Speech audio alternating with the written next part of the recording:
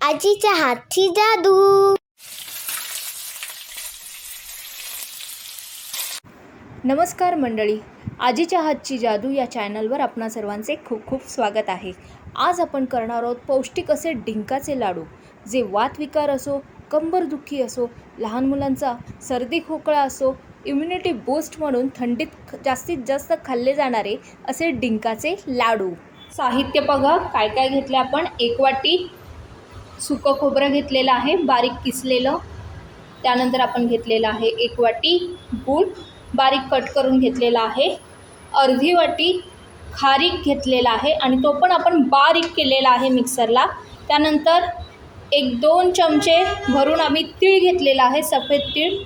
1 चमचा खसखस घेतलेली आहे. ड्रायफ्रूट्स घेतलेले आहे, त्यामध्ये आहे मनुका, बदाम, काजू. आपण जायफळ घेतलेला आहे, वेलची पावडर घेतलेली आहे, अर्धी वाटी भरून तूप घेतलेलं आहे आणि नंतर आपण इथे घेतलेले आहे डिंक अर्धी वाटी भरून. कढई ठेवले. सर्वात आधी आपण ना खोबऱ्याचा किस भाजून घेऊया.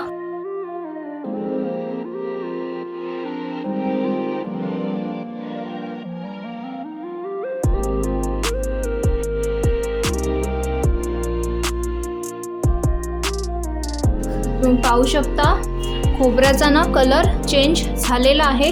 आपल्याला इतपतच भाजून घ्यायचं आहे. आता आपण हे एका ताटात काढून घेऊया. आता आपण त्याच कढईमध्ये घालूया काजू आणि बदाम. काजू आणि बदाम चांगले भाजून घ्यायचे आहेत. ह्याची ना आपल्या हे सगळे जिन्नस जे आपण घेतलेले आहे ते आपण बारीक करून घेणार आहोत. त्यामुळे आपण यामध्ये आता तूप घातलेलं नाही आहे, हे फक्त भाजून घेतोय.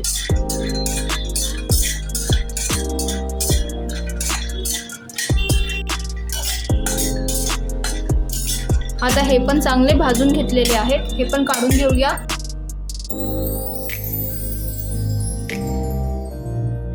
आता आपण कढईत घालूया तूप. अगदी थोडं तूप घेतलेलं आहे आणि त्यामध्ये घालतोय खारीक. खारीक ना आपण मिक्सरला बारीक करून घेतलेला होता आणि आता हा चांगला परतवून घेऊया तुपामध्ये.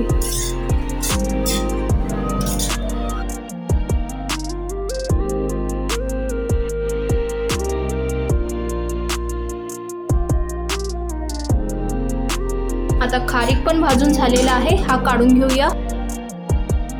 आता पुन्हा त्याच कढईमध्ये आपण घालूया तीळ, सफेद तीळ. हे भाजून घेऊया.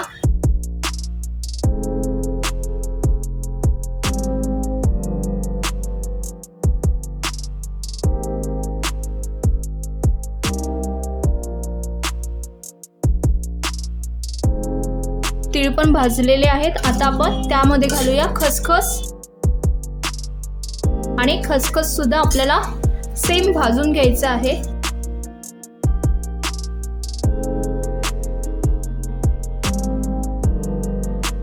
जास्त वेळ लागत नाही, अगदी 5-5 मिनिटात व्यवस्थित भाजून होत आहेत.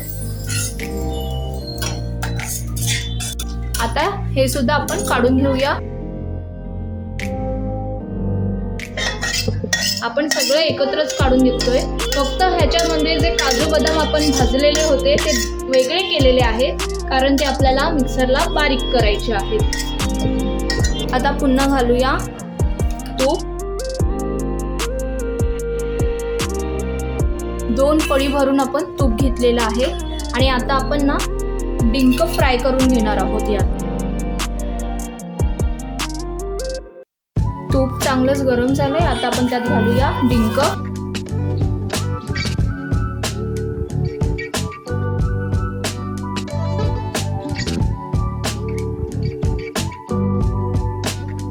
बघा पटापट असे फुलतात, वेळ लागत नाही, पटकन होऊन जातात.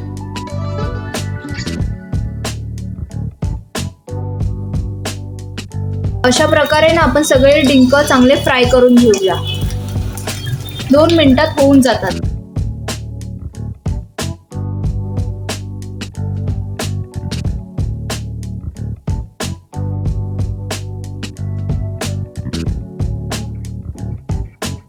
आता आपण काय करूया, हे डिंक ना थोडीशी थंड करून घेऊया, जास्त नाही.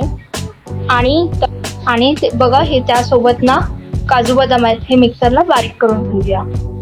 तुम्ही पाहू शकता इथे आपण काजू बदाम आणि डिंक मिक्सरला बारीक वाटून घेतलेला आहे. ज्या तुपामध्ये आपण डिंक फ्राय केलं ना, त्याच तुपामध्ये, उरलेल्या तुपामध्ये आपण आता गुळाचा पाक करणार आहोत. आपण यामध्ये घालूया गूळ.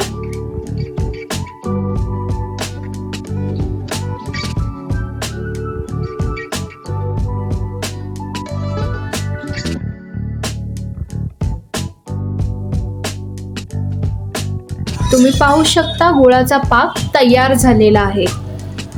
आता आपण काय करूया, मगाशी जी भाजून घेतलेली जिन्नस होती, म्हणजे त्यामध्ये होते खसखस, तीळ, खारीक आणि सुकं खोबरं, ते आपण यात घालूया.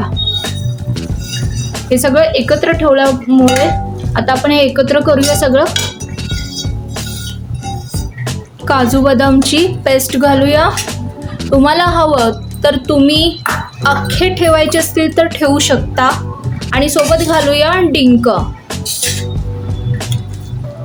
हे बारीक केले त्याचं कारण काय आहे, बऱ्याचदा वयस्कर लोक घरात असतात, लहान मुलं घरात असतात, तर ते त्यांना खायला सोयीस्कर व्हावं म्हणून आपण हे सगळे इंग्रेडियंट्स बारीक करून घेतलेले आहेत. आता हे छान एकजीव करून घेऊया.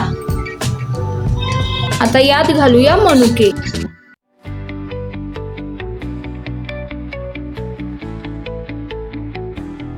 आणि सोबत घालूया वेलची, जायफळ पावडर.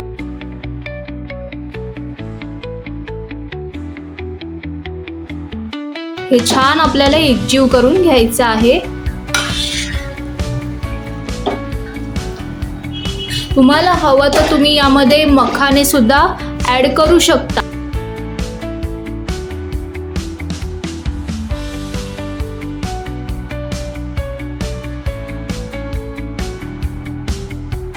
तुम्ही पाहू शकता सगळं छान एकजीव झालेलं आहे. आता गॅस करूया बंद. आपण लाडू वळवायला घेऊया, कारण ना हे अगदी थंड नाही करायचे, थोडे गरम असतानाच आपल्याला वळवून घ्यायचे आहे.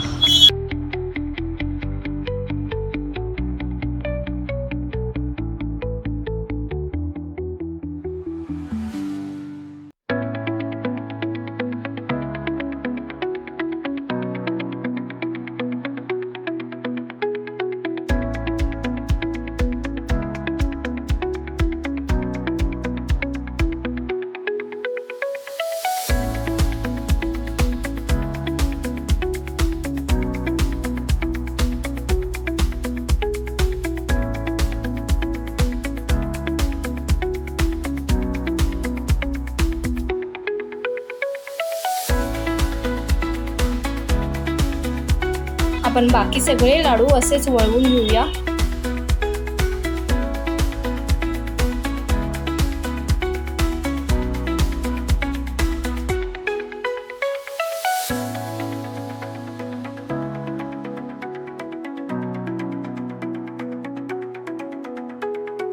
कमी साहित्यात आणि सोप्या पद्धतीने हे केलेले डिंकाचे लाडू नक्की करून बघा.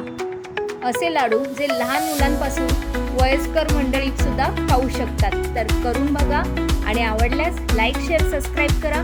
बेल आयकॉनवर क्लिक करा आणि आपण पुन्हा भेटूया आणखीन एक नवीन रेसिपी घेऊन आजीच्या हातची जादूमध्ये. बाय.